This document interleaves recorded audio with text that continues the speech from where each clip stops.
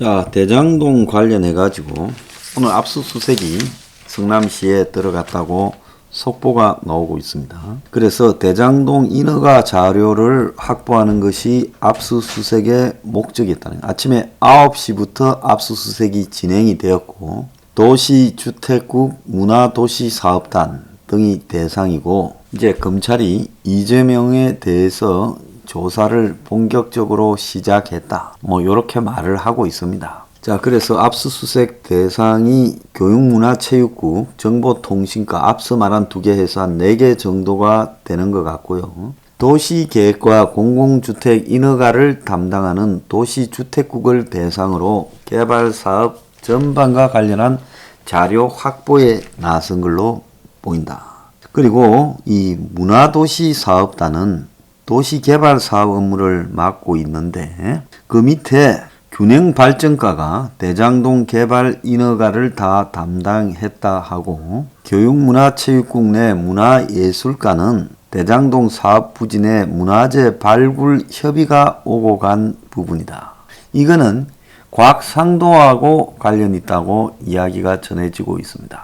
곽상도가 국회에서 문화재 발굴과 관련해서 협조를 해줬다. 좀 이런 이야기가 있어요. 그래서 화천대유가 국회 당시 문체관광위 소속이던 곽상도 의원을 통해 문화재청에 외압을 행사해서 개발사업 편의를 제공받았다. 그러니까 문화재 개발 문제와 관련해서 곽상도가 도와주고 그래서 6년차 대리직이던 곽상도 아들이 50억을 받게 되었다. 이 문화재가 나와버리면요, 땅 파다가 썩톱돼 가지고 이게 몇 년 지연되면 정말 크게 골치 아프죠. 그러니까 아마 이런 부분을 예방하기 위해서 손을 썼다.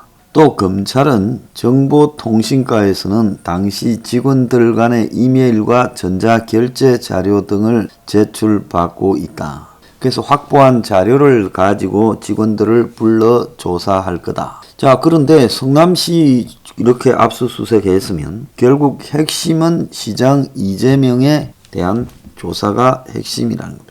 그런데 참으로 웃기는 거는 김만배를 도저히 구속할 수 없는 입장이니까 김만배를 갖다가 영장 치기 전에 성남시부터 압수수색을 했어야죠. 그러니까 김만배, 유동규, 도계공 압수수색할 때 성남시도 같이 했어야 된다는 겁니다. 그런데 이런 거꾸로 된 압수수색을 해가지고 이래가지고 뭔가 나올 거다라고 볼 수 있는 거냐. 자, 내가 별로 나올 게 없고 어쨌든 이재명을 틀어주기 위해서 계속 노력할 것이다. 결국 저 압수수색에서 정리될 수 있는 거는 뭐냐. 이재명이가 결국은 사무상에서 놓친 부분이 있거나 직원 단속을 소홀히 했지만은 결정적으로 이 사업과 관련돼서 배임 행위를 한 것은 없다라고 할 거라는 겁니다. 그래서 지금 대장동 문건 결재, 즉 성남의 뜰에 출자를 승인을 할 때 그 성남의 뜰이 뭡니까? 성남 도계공에서 출자를 해야 되잖아요. 그러니까 당연히 도계공에서 출자 승인 검토 보고서를 갖다가 이재명에게 제출했고 이재명이 여기에 사인을 했다는 거예요. 그래서 대장동 개발 시행사 성남의 뜰에 민간 사업자를 포함한 도계공까지 전부 출자를 승인하는 건데 자, 이걸 가지고 이제 이재명이 처음부터 대장금 사업을 다 보고받았다라고 하겠지만은 또 더 나아가서 배당금 1822억을 성남시 정책에 활용한다는 판교 대장 배당 이익 활용 방안 문건도 직접 결제했어요. 자, 이 배당금은 은수미가 있을 때 2018년에 처리가 되어 가지고 1830억을 받아서 그 중에 1000억을 작년에 10만원씩 재난지원금으로 나누어 줬지요. 자, 이재명이 가구당 60만원 주려고 했다. 요렇게 말을 했습니다. 자, 절반의 성공으로 2,700억을 들여 공단을 공원으로 그리고 터널 도로공사도 다 떠막혀 절감 예산으로 복지 정책을 했다. 그러니까 환수를 5,503억 했다가 이제는 그게 환수가 아니라 1,822억만 환수고 나머지는 그 돈을 가지고 이 시가 해야 될 거를 사업자들이 공원도 만들고 터널 도로공사도 했다 이러는데, 이거는 당연히 산속에 아파트를 만들려고 한 대장동 민간 사업자들이 해야 될 일이에요. 그래서 1822억을 5, 60만 원씩 나눠줬는데, 지가 이 시장에 2018년 3월 도지사 놓은다고 사퇴해서 실행을 못했는데, 사퇴 안 해도 이재명 그 두 번째 임기 내에 못했겠죠. 위로 올라가려고 했다면. 성남시에 남아있었으면 모를까. 후임 시장이 1인당 10만 원씩 지급했더라. 그 10만 원이 제가 토건족 국민의힘과 수년간 싸워 뺏은 대장동 개발 이익 5,503억 중에 일부라는 것을 잘 모를 거다. 요런 헛소리를 하고 자빠졌습니다. 지가 두당 10만 원씩 준 작년 재난지원금이나 지가 가구당 5, 60만 원 준다고 한 거나 뭐가 달라지겠어요?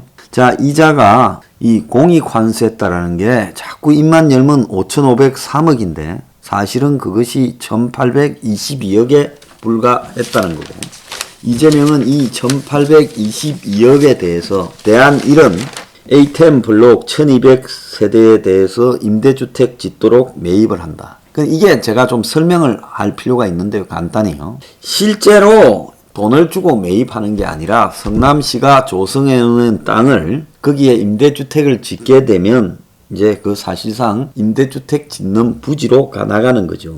그런데 그러려면 세금 내고 난 다음에 1,400억 밖에 안 남아서 500억이 추가 필요하니까 안 된다는 거예요. 그 다음에 A9 블록을 가지고 임대주택을 짓는 거는 이건 돈이 더 들어가야 된다.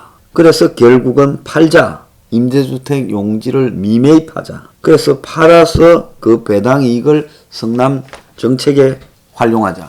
그러면서 나눠주겠다. 이렇게 되는데 사인을 한 거예요. 대한쌈에요. 근데 아예 1,822억의 돈이 세금 418억이 빠지면 1,404억만 남는다고 책정해놓고 나눠줄랬다는 거예요. 결국 대장동에서 남는 거는 이것밖에 없었던 거예요. 1,404억. 그래서 자기들이 개발해서 자기들이 확보한 땅, 임대주택 부지로 이거를 갖다가 매입하는 게 아니라 사실상 그냥 땅으로 쓰면 돈이 더 들어가야 되니까 생색이 안 나잖아요. 그러니까 이거를 갖다가 LH나 임대주택 짓는데 팔아버리고 그 다음에 이제 그 대가로 돈을 들고 오자 한 겁니다. 그런데 여기서 이제 문제가 뭐가 벌어졌는가 하면 퍼센트지를 25에서 15로 낮췄다가 6.72로 낮췄죠. 결국은 그 판 땅에 임대주택은 371세대만 들어가게 되고 나머지는 어떻게 돼요? 공공분양으로 바뀌면서 임대주택의 의미가 사라져버리는 일이 발생했습니다.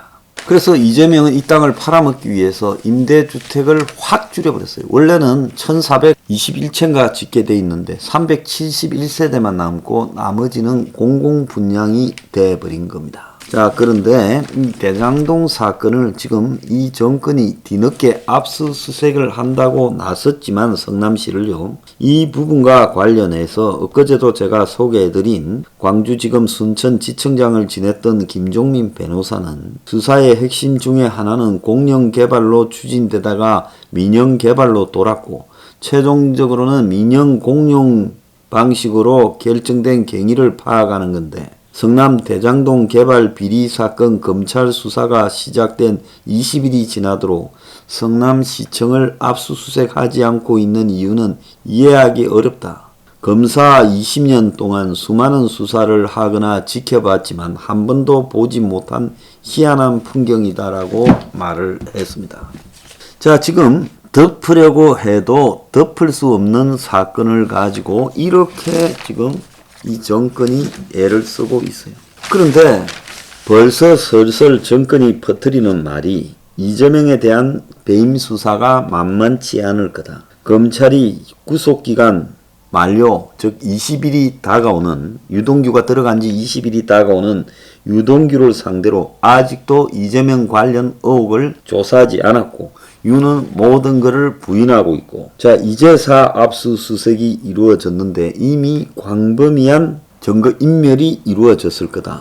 이런 이야기가 나오는 겁니다. 그래서 이재명이 대장동 아파트 단지의 용적률을 올려주고 또 심지어 임대주택 비율을 6.72로 낮추고 업계 관계자들은 이게 이해하기가 어렵다는 겁니다. 그리고 성남시가 받을 수 있는 공사 배당금이요 1822억으로인 거예요. 그러니까 대장동에 수용한 땅을 다 밀어가지고 그걸 갖다가 비싸게 팔았잖아요.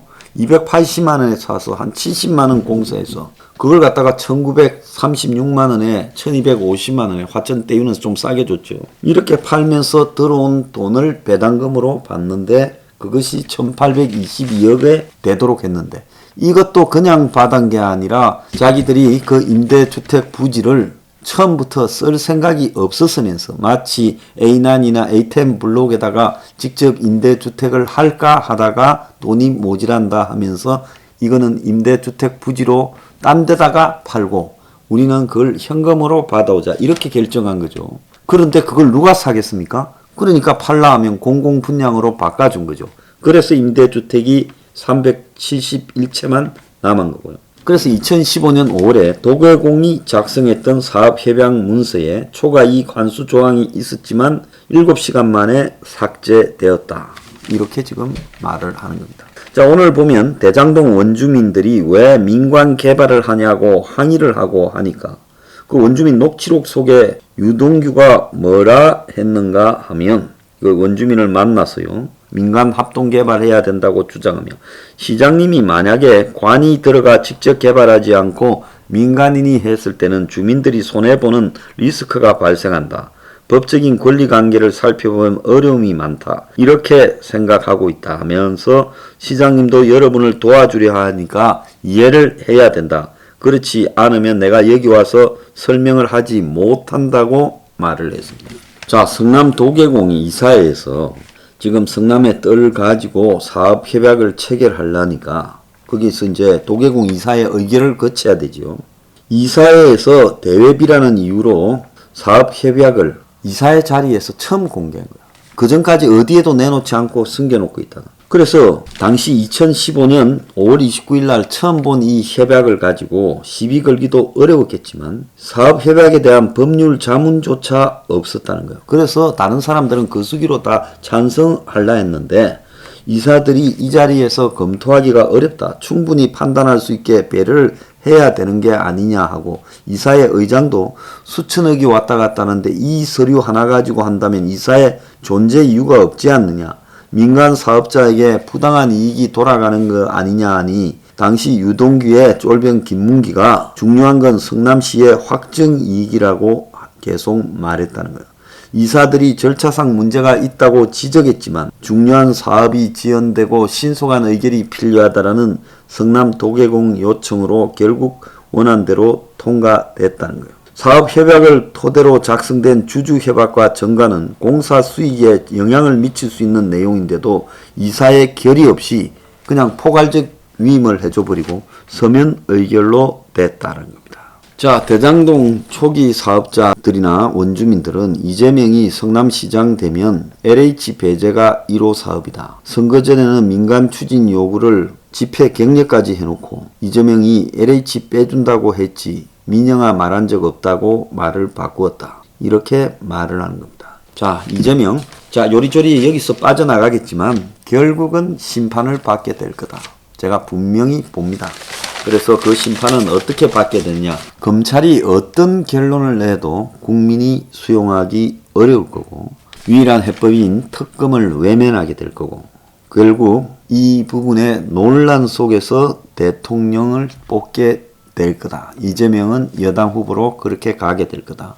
자, 그런데 아무리 나라가 썩어 문드러졌다 하더라도 이 논란을 덮으면서 대통령이 되겠다라고 생각하는 그런 사람이 어리석다. 저는 그렇게 보고 있습니다.